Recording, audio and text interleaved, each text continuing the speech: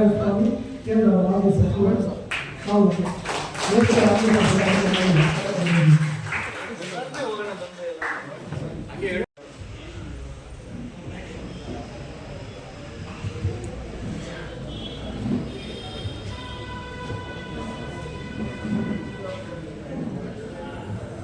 ರಾಜ್ಯ ಗೌರವಾಧ್ಯಕ್ಷರಾದ ಬಾಗಲಕೋಟ್ ಮಾಜಿ ಕಾರ್ಯನಿರ್ದೇಶಕರು ವೇದಿಕೆ ಕೊಡುವಂತ ತಮ್ಮಲ್ಲಿ ವಿನಂತಿ ಮಾಡಿಕೊಡ್ತದೆ. ಅದೇ ರೀತಿ ಮಾಜಿ ಮೀಸಲಾತಿ ಹೋರಾಟ ಸಮಿತಿಯ ರಾಜ್ಯ ಗೌರವಾಧ್ಯಕ್ಷರಾದ ಪರಶುರಾಮ್ ಮೈಗುಬ್ಬಿ,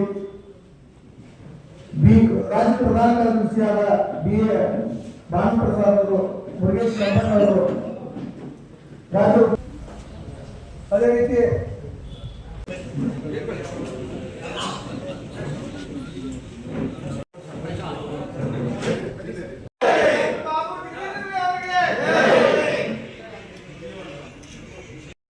ಚಳವಳಿ ಸ್ಟಾರ್ಟ್ 2 ವರ್ಷಗಳಾಗಿತ್ತು. 95ರಲ್ಲೂ ಕೂಡ ಇಲ್ಲಿ ಅದನ್ನು ನಾವು ಇಶ್ಯೂಸ್ ತಗೊಂಡು ಉಳಿದಂತೆ ನಮ್ಮ ಸಮುದಾಯದಲ್ಲೂ ಕೂಡ ಸೋದರ ಸಂಬಂಧಿಗಳು ಒಳಗೆ ತೀರ್ಮಾನ ಮಾಡಿ ಆ ಚಳವಳಿ ಸ್ಟಾರ್ಟ್ ಆಯಿತು. ಅದಾದಮೇಲೆ ಜಕ್ರಾಯನ ಕೆರೆಯಲ್ಲಿ ಒಂದು ದೊಡ್ಡ ಪ್ರಮಾಣದ ರ್ಯಾಲಿ ಆಯಿತು. ಅದಾದಮೇಲೆ MRSS, ಆದಿಜಾಂಬ ಸಂಘ, ಅಂಬೇಡ್ಕರ್ ಸಂಘಗಳು, ಅದೇ ರೀತಿ ಬಹುಜನ ಸಮಾಜ ಪಾರ್ಟಿ, ದೇಶದಲ್ಲಿರ್ತಕ್ಕಂಥ 16 ಬಡವರು ಪಾಲ್ಗೊಂಡಂಗೆ ಈ ಕಾರ್ಯಕ್ರಮಕ್ಕೆ ಎಲ್ಲರೂ ಕೂಡ ಅಂತಂತ ಹೋರಾಟ ಮಾಡಕ್ಕೆ ಬಂದಿದ್ದಾರೆ. ಈಗಾಗಲೇ ನಮಗೆ ನಿಮಗೆಲ್ಲ ಗೊತ್ತಿದ್ದಾಗೆ ಆಂಧ್ರದಲ್ಲಿ ಸುಮಾರು 30-40 ಜನ ಅಲ್ಲಿ ಹೋರಾಟದಲ್ಲಿ ಸತ್ತಿದ್ದಾರೆ. ಅದೇ ಥರ ಕರ್ನಾಟಕ ರಾಜ್ಯದಲ್ಲಿ ಕೂಡ ಹುಬ್ಬಳ್ಳಿ ಧಾರವಾಡದ ಕಾರ್ಯಕ್ರಮವನ್ನು ಓದ್ತಿದ್ದಂಥ ಲೀಡರ್ಸಲ್ಲೇ ಸುಮಾರಲ್ಲಿ 7 ಜನ ತೀರ್ಕೊಂಡಿದ್ದಾರೆ. ಮತ್ತು ಹೋರಾಟ ಸಂಬಂಧಪಟ್ಟ ಒಂದು ಕೆಲಸದಲ್ಲ ತೀರ್ಕೊಂಡಿದ್ದಾರೆ. ಆದರೆ ಇವತ್ತು ಸರ್ಕಾರಗಳು ಆ ತೀರ್ಕೊಂಡಂಥ ಜನತೆ ಇವತ್ತವರೆಗೂ ಕೂಡ ಪರಿಹಾರ ಸಹ ಕೊಟ್ಟಿಲ್ಲ. ಹಾಗಾಗಿ ಇವತ್ತು ಜನತಾ ದಳದವರು 18 ವರ್ಷಕ್ಕೆ ಹಿಂದೆ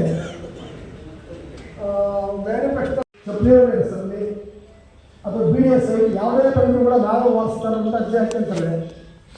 ಅದರ ಸಮುದಾಯಕ್ಕೆ ಏನು ಮಾಡಬೇಕನ್ನೋ ವಿಚಾರ ಬಂದಾಗ ಭಾಳಷ್ಟು ಜನ ಮುಂದೆ ಬರಲ್ಲ. ಕೆಲವಿಂತ ಬೆಂಗಳೂರು ಜನ ಬಿಟ್ಟ ನಾರಾಯಣಸ್ವಾಮಿಯವರು ಪ್ರಜೆವಂತರು ಈಗ ಸ್ವಲ್ಪ ಮುನಿಯಪ್ಪರು ಎಲ್ಲ ರಾಜೀನಾಮೆ ಕೊಡ್ತೀವಿ ಅಂತ ಬಟ್ಟು 1 ತಿಂಗಳು 6 ತಿಂಗಳು ಹಿಂದೆಗಡೆ ಭಾಳ ಸುದ್ದಿ ಜಯಣ್ಣ ಅಂತ XML ನಮ್ಗೆ ಗೊತ್ತಿರೋದು ತಿಳ್ಕೊಂಡ್ರೆ ಒಳ್ಳೆಯದಲ್ಲ. ಆ ಕಡೆಗಳು ಹೋಗ್ತಿದೆ. ಅದರಿಂದ ನಮ್ಮ ಎಲ್ಲ ಲೀಡರ್ಗಳು ಕೂಡ ಒಂದು ಚರ್ಚೆಯನ್ನು ಮಾಡಿ ಭಾಳ ದೂರದಿಂದ ಬಂದಿರೋದ್ರಿಂದ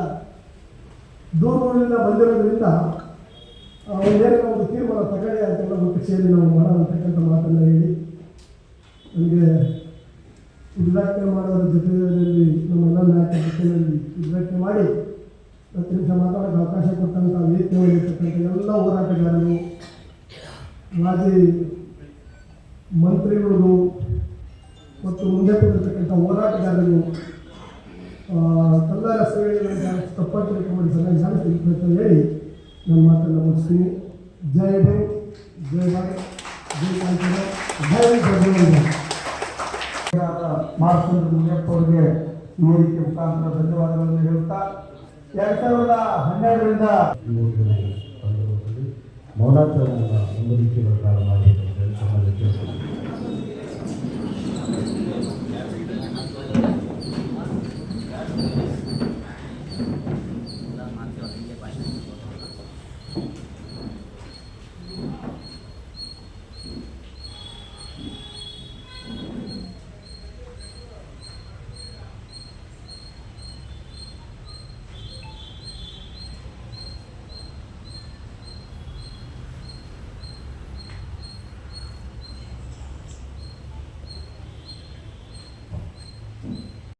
ರಾಜ್ಯ ಕಾರ್ಯಾಧ್ಯಕ್ಷರಾದ BA ಶಿವಮೂರ್ತಿ ಅವರು ಪ್ರಾಸ್ತಾವಿಕವಾಗಿ ಮಾತಾಡುವಂತ ತಮ್ಮಲ್ಲಿ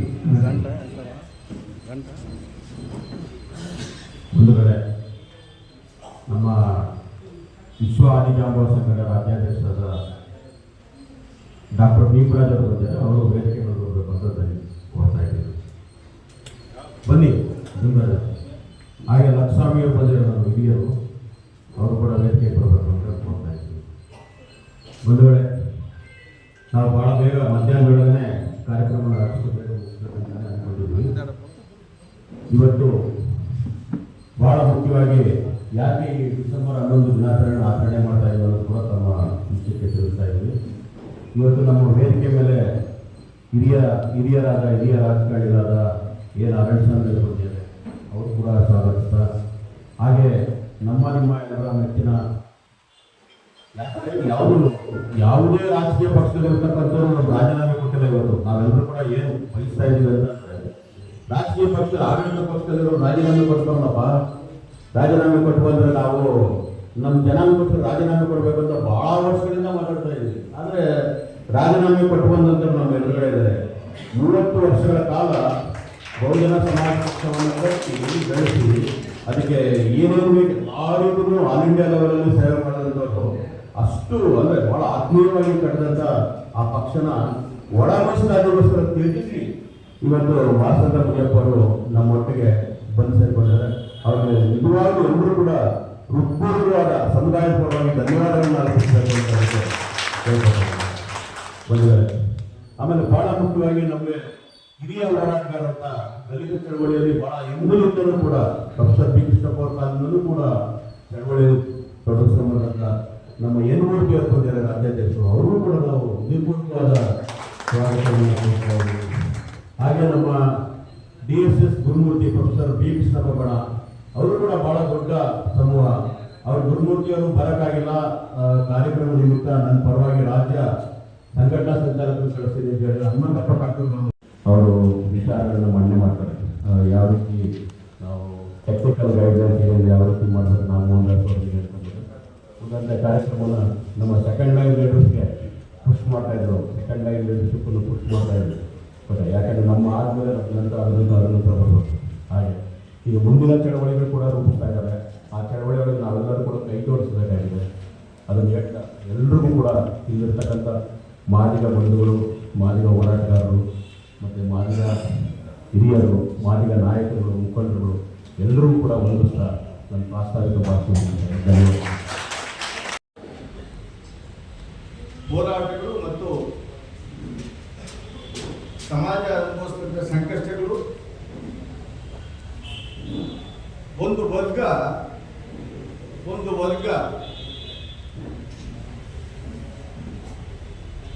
ನಮ್ಮದೇ ಸಹೋದರರು ಆ ಸಮುದಾಯಕ್ಕಾಗಿ ಮಾಡಿರ್ತಕ್ಕಂಥ ಸಂಪತ್ತು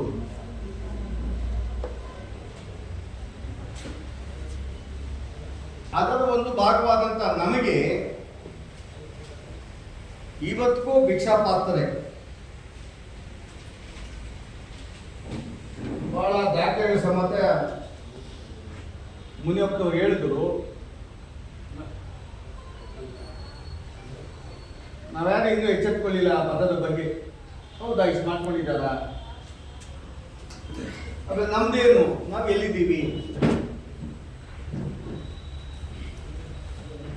ದಿವಂಗತ ಡಿ ಮಂಜಾತ್ ಅವರಿದ್ದಾಗ ಕರ್ನಾಟಕ ರಾಜ್ಯದ ಮಾದಿಗರಿಗೆ ನಮ್ಮ ಜಮಾ ಮಸೀದಿ ಯಾವ್ದು ಕೋವಿಡ್ ಮಾಡಲ್ಲ ಅವ್ರು ನನಗೆ ಕೇಳಿದ್ರು. ಬಟ್ ನಾನು ಯಾಕೆ ಬಂದ ಸೃಷ್ಟಿ ಮಾಡೋದು? ಯಾಕಂದ್ರೆ ನಾನು ಯಾವತ್ತೂ ಮಾತಾಡ್ತಾ ಇದ್ದೀನಿ, ಮೊನ್ನೆ ಕೇಕ್ ಮಾತ್ರ ಮಾತಾಡ್ತಾ ಇದ್ದೀನಿ. ಮತ್ತೆ ಅಲ್ಲಿ ಬಂದಾಗ ಅಡ್ವೊಕೇಟ್ ಜನರಲ್ಗೆ ಯಾರಾಗಿದ್ದು ನೀವಿದ್ರಲ್ವಾ, ಹೆಂಗಿರ್ಬೇಕು, ಹೆಂಗ್ ಮುಖ್ಯಮಂತ್ರಿಗೆ ವರದಿ ಕೊಡ್ಬೇಕು, ಪ್ರತಿ ಅಕ್ಷರ ನನ್ನ ಗಮನಕ್ಕೆ ಬರಬೇಕು. ಅವರು ಇದ್ರು, ನನಗೆ ಗಮನಕ್ಕೆ ಬಂದೆ ಮುಖ್ಯಮಂತ್ರಿ ಏನ್ ಸ್ಟೇಟ್ಮೆಂಟ್ ಮಾಡಬೇಕು ಆ ಪದನೇ ಉಪಯೋಗಿಸಿದ್ದೆ ನಾನು. ಅವರು ಇದ್ರು, ನಾನು ಯಾರ ಮಾತು ಕೇಳೋನಲ್ಲ, ನಾನು ಸಮಾಜಕ್ಕೆ ನ್ಯಾಯ ಸಿಗ್ಬೇಕು ಅಂತ ಮಾತಾಡಿದ್ದೆ ನಾನು. ಬಟ್ ಅದು ಮತ್ತೆ ಗೊಂದಲ ಆಗಿದೆ. ಅದು ನಾನು ನಮ್ಗೆ ಹೇಳೋದು, ಇದು ಆಗ್ಬೇಕು ಸರ್, ಇದು ಆಗೋದು ನನಗೆ ತೊಂದರೆ ಆಗ್ತದೆ. ನಮಗೆ ಅದನ್ನ ಮಾಡಿ ಮತ್ತೊಂದು ಸಭೆ ಮೇಲೆ ಚೆಕ್ ಮಾಡಾದ್ರೆ ಅದಕ್ಕೋಸ್ಕರ ನಾನು ಬೆಳಗಾಮಲ್ಲಿ ಬೇಡ ಅಂತ ಬಂದೇ ನಾವು ಮತ್ತೆ ಮಾತಾಡ್ತಾ ಇನ್ನೊಂದು ಸಮುದಾಯದವರು ಒಂದು ಹೋರಾಟ ಮಾಡ್ತಾರೆ 17ನೇ ತಾರೀಕು ಅಂತ ಮೆಸೇಜ್ ಬಂತು ನನಗೆ. ನಾವು ವಿರುದ್ಧವಾಗಿ ಅವ್ರು ತೀರ್ಮಾನ ತೆಗೆದುಬಿಟ್ಟೆ, ಮಾಡೋಣ ಯಾರೇನು ಅಂದ್ಕೊಂಡ್ರಿ, ಆಯ್ತು ಮಾಡ್ತೇವೆ ಅಂತ. ಬೆಳಗಾಮಲ್ಲಿ ಒಂದು 10,000 ಜನ ಸೇರಿ ಒಂದು ಎಚ್ಚರಿಕೆ ಕಟ್ಟಿ ಅವ್ರು ಮಾಡೋದು ನಾವು ಕೈ ಕೊಟ್ಟು ಕೂತಿರ್ಬೇಕು, ಗೊತ್ತಿಲ್ಲ ನಮಗೆ ಅಂತ ಅಮಾಯಕರಿದ್ದಂಗೆ ಮಾಡೋಣ ಅಂತ ಕರೆ ನೀಡಿದ್ದೀವಿ. ಆ ಕಾರ್ಯಕ್ರಮ ವ್ಯವಸ್ಥೆಗಳೆಲ್ಲ ಆಗ್ತಾ ಇದೆ. ಮತ್ತೆ ಅಲ್ಲಿ ಇದ್ದಾರೆ ಕಾಜೋಳವರು ಇದು ತಂದೆ ಚಳುವಳಿ ಮಾಡಿ ಅಂದ್ರೆ ಎಸ್ ಮಾಡೋಣ ಅಂತೀವಿ ನಾವು. ಇದು ಸಮಾಜದಲ್ಲಿ ಸುಮ್ಮನೆ ಒಕ್ಕೂಟ ಹಾಕೊಂಡಿದ್ವಿ, ಯಾರು ನಾವು ಬದುಕು ಕೊಟ್ಟಿಲ್ಲ, ಯಾವತ್ತೂ ಪರ್ಮಿಷನ್ ಪಡೀಲಿಲ್ಲ. ಒಕ್ಕೂಟ ಎಲ್ಲ ಶಾಸಕ ಮನೆ ಮುಂದೆ ಬಿಜೆಪಿ ಇರ್ಬೋದು, ಕಾಂಗ್ರೆಸ್ ಇರ್ಬೋದು, JDS ಇರ್ಬೋದು, ಇನ್ನೊಂದು ಪಾರ್ಟಿ ಇರ್ಬೋದು, ಯಾವುದೇ ಮಂತ್ರಿ ನಮ್ಮನ್ನು ವಿರೋಧ ಪಕ್ಷ ನಾಯಕಕ್ಕೆ ಅಶೋಕ್ ಬಂದೆ ಮನೆ ಮುಂದೆ ಪ್ರತಿಭಟನೆ ಮಾಡಬೇಕು. ನಾವು ಆ ಪಾರ್ಟಿ ಈ ಪಾರ್ಟಿ ಅನ್ನೋದನ್ನಿಲ್ಲ, ಎಲ್ಲ ಪಾರ್ಟಿಗಳ ಮುಂದೆ ಒಳ ಮೀಸಲಾತಿ ಜಾರಿ ಆಗಬೇಕು. ಅವತ್ತು ಚರ್ಚೆ ಮಾಡಬೇಕಾಗಿರೋದು ಈ ಸದನದಲ್ಲಿ ಧ್ವನಿ ಆಗಬೇಕು. ಈ ಸದನದಲ್ಲಿ ಸೋಮವಾರ, ಮಂಗಳವಾರ, ಬುಧವಾರ ಏನ್ ಸೆಷನ್ ಇದೆ, ನಿಲುವಳಿ ಸೂಚನೆಯನ್ನು ಕೊಡ್ಬೇಕಂತ ನಮ್ಮ ರಾಜ್ಯಾಧ್ಯಕ್ಷ ಕೇಳಿದ್ದೀವಿ, ನಾವು ವಿರೋಧ ಪಕ್ಷದ ನಾಯಕರು ಕೇಳಿದ್ದೀವಿ. ನಮ್ಮ ಶಾಸಕರು ಎಲ್ಲ ಶಾಸಕರು ನಿಮ್ಗೆ ನಾವು ಓಟ್ ಹಾಕ್ತಾ ಇದ್ದೀವಿ, ನೀನು ನಿಲುವಳಿ ಸೂಚನೆ ಸೈನ್ ಹಾಕ ನೀನು ಎತ್ತಿನ ಮಾತಾಡಿ ಶೂನ್ಯ ವೇಳೆಯಲ್ಲಿ ಎತ್ತಿನ ಮಾತಾಡು ಅಂತ ಎಲ್ಲ MLAಗಳಿಗೂ ನಮ್ಮ ಕಡೆಯಿಂದ ಒತ್ತಾಯ ಆಗ್ಬೇಕಂತೇಳಿ ತಮ್ಮದೇ ಹೇಳಿದ್ರು. ಅದು ಸಾಧ್ಯ ಇರ್ತಕ್ಕಂಥ ಎಲ್ಲರೂ ಮಾಡ್ಬೇಕಂತ ನನ್ನ ಕಡೆಯಿಂದ ಅಪೀಲ್ ಮಾಡ್ತಾ ಆಮೇಲೆ ನಾನು ಹೇಳ್ತೇನೆ, ನಾನು ಯಾವ ಗುಂಪು ಆ ಗುಂಪು ಅಲ್ಲ, ದಯವಿಟ್ಟು ಅವಕಾಶ ಇದ್ದಾಗ ಎಲ್ಲರೂ ಬೇಡಿಕೆ ಬಂದು ಮಾತಾಡಿ ಅಂತ ರಿಕ್ವೆಸ್ಟ್ ಮಾಡ್ಕೊಂಡು ನಾನು ಈಗಲೂ ಮಾಡ್ಕೊಳ್ತೀನಿ. ನಾನು ಎಲ್ಲರೂ ನಾನು ರಾಜಕೀಯ ಮಾಡೋದೆಲ್ಲ ತೀರ್ಮಾನ ಮಾಡ್ತೀನಿ ನಿನ್ನ ಮೇಲೆ, ಅದಕ್ಕೋಸ್ಕರ ನೇರವಾಗಿ ಮಾತಾಡ್ತಾ ಇದ್ದೀನಿ. ಆದರೆ ರಾಜಕೀಯ ಮಾಡೋದ್ರೆ ನಾನು BJP ಬಿಡೋದಿಲ್ಲ, ನಾನು BJPನೇ.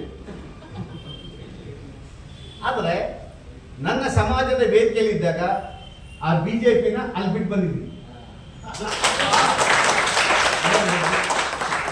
ಅಲ್ಲಿ ಬಿಟ್ಟು ಬಂದಿದ್ದೀನಿ.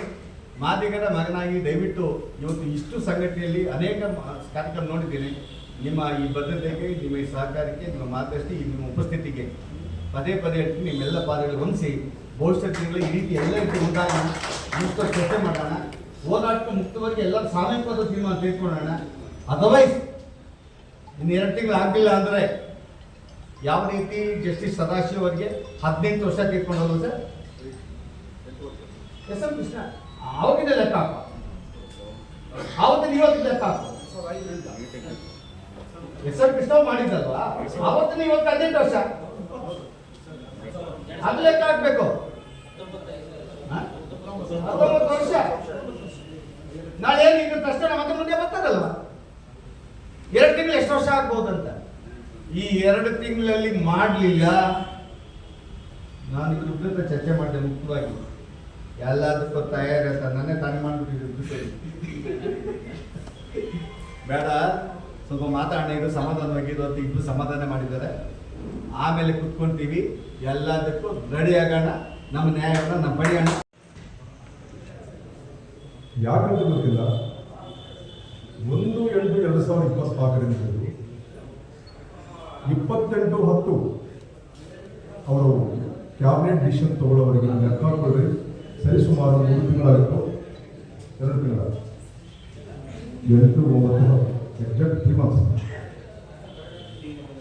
ಆಗಸ್ಟ್ ವರೆಗೂ, ಸೆಪ್ಟೆಂಬರ್ ವರೆಗೂ, ಅಕ್ಟೋಬರ್ 28ಕ್ಕೆ ಕ್ಯಾಬಿನೆಟ್ನಲ್ಲಿ ಅವರೊಂದು ಡಿಸಿಷನ್ ತಗೊಳ್ತಾರೆ.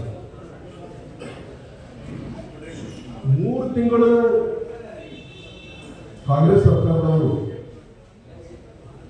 ಡಿಲೇ ಮಾಡಲಿಕ್ಕೆ ಬಹುಶಃ ನಾವು ಸರ್ಕಾರನ ಬೀಳಬೇಕಾಗಿಲ್ಲ, ನಮ್ಮನ್ನು ನಾವು ಬೀಳ್ಕೊಳ್ತಕ್ಕಂಥದ್ದು ಸರಿ ಅಂತ ನಾನು ಅನ್ಕೊಂಡೆ. 3 ತಿಂಗಳು ಈ ಸಮಯದಲ್ಲಿ ನಮ್ಮ ಸಂಘಟನೆಗಳು ಏನು ಮಾಡ್ಕೊಂಡು, ವಿಶೇಷವಾಗಿ ದಲಿತ ಸಂಘಟನೆಗಳು, ಆಲ್ಮೋಸ್ಟ್ ದಲಿತ ಸಂಘಟನೆಗಳು ಕಾಂಗ್ರೆಸ್ನ ಬಾಲಗೋಚರಾಗಿ ಅವರು ಅಂದು ಇದ್ರು ಮತ್ತು ಬದುಕಿದ್ದಾರೆ. ಸಿದ್ದರಾಮಯ್ಯನವರ ಜೋಡಿರ್ತಕ್ಕಂಥ ಎಲ್ಲ ಆಲ್ಮೋಸ್ಟ್ ದಲಿತ ಸಂಘಟನೆಗಳು ನಿಮ್ಗೆ ಅನ್ನಕ್ಕೆ ಎಷ್ಟು ಇರುವುದ್ರೆ ನಾನು ಅದನ್ನು ಮಾತನಾಡ, ಯಾಕಂದ್ರೆ ಬದಲಾವಣೆಗೆ ನಿಷ್ಠುರಕ್ಕೆ ನಾವು ಯಾವಾಗಲೂ ಕೂಡ ಮಾತಾಡೋದವರು. ಯಾಕೆ 3 ತಿಂಗಳ ಸಂದರ್ಭದಲ್ಲಿ ಒಬ್ರು ಕೂಡ ನಿನಗೆ ಏನಾಗಿರಪ್ಪ ಅಂತ ಕೂಡ ಒಬ್ರು ಮಾತಾಡಿಲ್ಲ. ಏನಾದರೂ ಮಾತಾಡಿದ್ರೆ ನಮ್ಮ ಯಲ್ಮೂರ್ತಿ ಮಾತಾಡಿರ್ಬೇಕಾ, ನಾನು ಕೇಳಿದೆ ಸರ್, ಒಂದು ಆಗಿದ್ರೆ ನಾನು ನಿಮಗೆ ಧನ್ಯವಾದ ಅರ್ಪಿಸ್ತೇನೆ. ಮಾದಿಗ ಸಂಘಟನೆಗಳಲ್ಲಿ ಕೂಡ ಯಾರೂ ಮಾತಾಡಿಲ್ಲ. 3 ವಿಧಾನಸಭಾ ಬೈ ಎಲೆಕ್ಷನ್ಗಳನ್ನು ಮುಂದಿಟ್ಟುಕೊಂಡು ಮಾದಿಗ ಮುಖಂಡ ಹೋರಾಟ ಸಮಿತಿ ಒಂದು ನಿರ್ಣಯಕ್ಕೆ ಬರುತ್ತೆ, ಇದು ಒಳ್ಳೆ ಅವಕಾಶ, ಸಿದ್ದರಾಮಯ್ಯ ಅವರನ್ನು ನಾವು ತರಾಟೆ ತಗೊಳ್ಳೋಣ ಅಂತಕ್ಕಂಥದ್ದು ಒಂದು ನಿರ್ಣಯ ಬರುತ್ತೆ. ಆ ನಿರ್ಣಯದ ಭಾಗವಾಗಿ 3 ಕ್ಷೇತ್ರಗಳಲ್ಲಿ ಸಂಚರಿಸಿ ಪಾಂಪ್ಲೆಟ್ಗಳನ್ನು ಹಂಚಿ ನಿಮ್ಮನ್ನು ಸೋಲಿಸ್ತೀವಿ ಗ್ಯಾರಂಟಿ, ನಾವು ಬಿಡಲ್ಲ ನಿಮ್ಮನ್ನ. ಯಾಕೆ ನೀವು ಓಟ್ ಹಾಕ್ಬೇಕಪ್ಪ ಸಿದ್ದರಾಮಯ್ಯ ಅವರಂತ ಪ್ರಶ್ನೆ ಅವಾಗ ಸ್ಟಾರ್ಟ್ ಆಯಿತು. ಬಹುಶಃ ಮಾದಿಗ ಕೃಷ್ಣ ಹೋರಾಟ ಸಮಿತಿಯವರು ಈ ಪಾಂಪ್ಲೆಟ್ಗಳನ್ನ ಹಂಚಿ ಏನಾದರೂ ಪ್ರೆಸ್ ಮೀಟ್ಗಳು ಮಾಡದೆ ಹೋಗಿದ್ರೆ 20 ಗಂಟೆಗೆ ಕ್ಯಾಬಿನೆಟ್ ಡಿಸಿಷನ್ ಆಗ್ತಿರಲಿಲ್ಲ ಅಂತ ಕೂಡ ನೀವು ಗಮನಿಸ್ತೀವಿ.